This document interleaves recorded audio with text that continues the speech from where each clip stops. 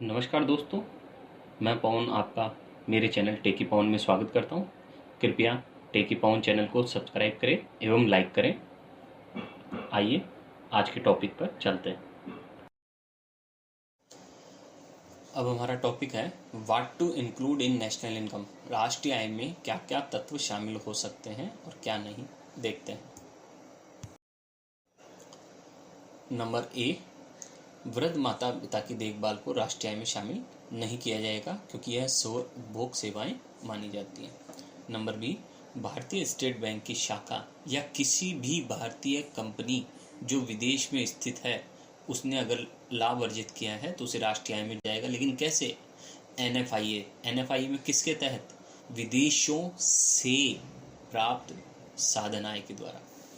Number C, निगम कर का भुगतान, यह सरकार को हस्तांतरण भुगतान है, इसे राष्ट्रीय आय में नहीं जोड़ा जाएगा। नंबर डी, सरकार द्वारा पुलिस सेवाएं देने पर व्यय, यह सार्वजनिक व्यय है, अंतिम व्यय है, सरकार के द्वारा किया गया, इसलिए इसे जोड़ा जाएगा।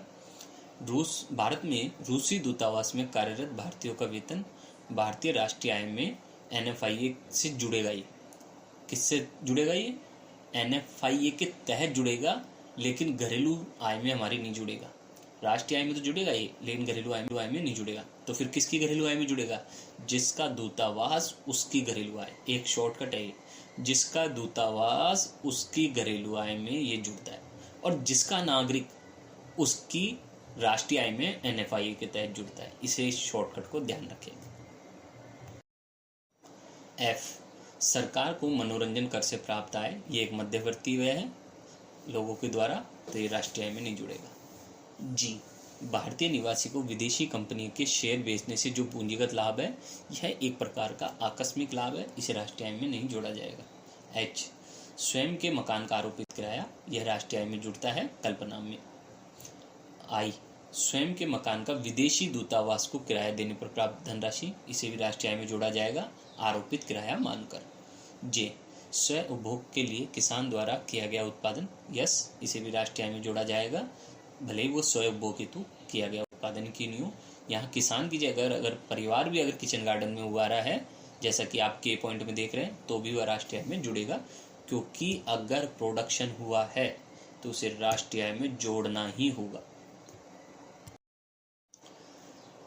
एल, स्व उपभोग के लिए की गई सेवाओं को कभी भी राष्ट्रीय आय में नहीं जोड़ा जाता। एम, शिक्षक द्वारा अपने बेटे को पढ़ाना एक प्रकार की स्व उपभोग सेवाएं हैं, इसे राष्ट्रीय आय में नहीं जोड़ा जाएगा। एन, बाढ़ पीड़ितों को आर्थिक सहायता, ये एक ट्रांसफर पेमेंट है, हस्तांतरण भुगतान, इसे राष्ट्रीय आय में नहीं जोड़ा जाएगा। ओ, सार्वजनिक ऋण पर ब्याज, ये भी एक ट्रांसफर पेमेंट है, इसे भी राष्ट्रीय आय में नहीं जोड़ा जाएगा। पी, मकान की बिक्री से पूंजीगत लाभ, किसी भी प्रकार का पूंजीगत लाभ आकस्मिक लाभ होता है, इसे राष्ट्रीय आय में नहीं जोड़ा जाता है। क्यों? लॉटरी से जीता इनाम एक हस्तांतरण आय है, ट्रांसफर पेमेंट है, इसे राष्ट्रीय आय में नहीं जोड़ा जाता। कोई भी ट्रांसफर पेमेंट, हस्तांतरण आय या हस्तांतरण भुगतान राष्ट्रीय आय में नहीं जोड़ा जाता है। आर, विदेशी बैंक की शाखा द्वारा भारत में अर्जित लाभ, ये राष्ट्रीय आय में नहीं जुड़ेगा, बल्कि एनएफआईए में से घटेगा वो ऋणात्मक रूप में। एस, कार खरीदने के लिए लिए गए ऋण पर एक व्यक्ति द्वारा किया गया भुगतान राष्ट्रीय आय में नहीं जोड़ा जाएगा, क्योंकि यह आर्थिक क्रिया में शामिल नहीं होता है। टी, कारखाने में लगाने के लिए मशीनों पर किया गया व्यय राष्ट्रीय आय में जुड़ेगा, क्योंकि नई मशीनें लगी है तो उसको राष्ट्रीय आय में जोड़ा जाएगा। यू, एक फर्म द्वारा वकील की सेवाएं लेने पर किया गया फीस का भुगतान फर्म द्वारा मध्यवर्ती व्यय है, इसे राष्ट्रीय आय में नहीं जोड़ा जाएगा। वी, नियोजक द्वारा कर्मचारियों को दिया गया किराया मुक्त मकान, ये एक मध्यवर्ती व्यय है, तो इसे राष्ट्रीय आय में नहीं जोड़ा जाएगा। डब्ल्यू, कर्मचारियों द्वारा सामाजिक सुरक्षा में अंशदान कर्मचारियों का पारिश्रमिक मानकर पहले ही जोड़ लिया गया है, इसलिए इसे अलग से राष्ट्रीय आय में और नहीं जोड़ा जाएगा। यहाँ दोस्तों ये एक कन्फ्यूजन स्टार्ट होता है कि जोड़ा जाए नहीं जोड़ा जाए।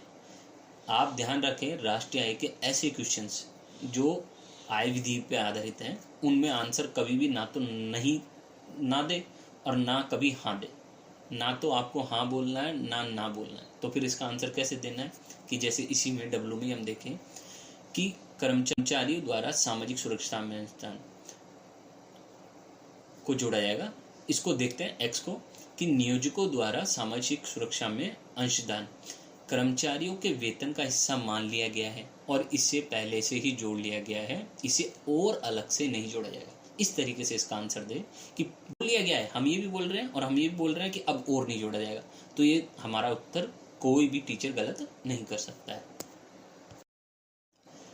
वाई, विदेशी पर्यटकों द्वारा भारत में खरीदारी, इसे राष्ट्रीय आय में जोड़ा जाएगा, एक्सपोर्ट मानकर, निर्यात मानकर। जेड, अंशभागी शेयर होल्डर्स के शेयर बेचकर हुई आय को आर्थिक क्रिया नहीं मानते हैं, राष्ट्रीय आय में नहीं जुड़ेगा। डबल ए डॉट, फ्री शिक्षा पर सरकार द्वारा किया गया खर्च सार्वजनिक व्यय है, इसलिए इसे राष्ट्रीय आय में जोड़ा जाएगा।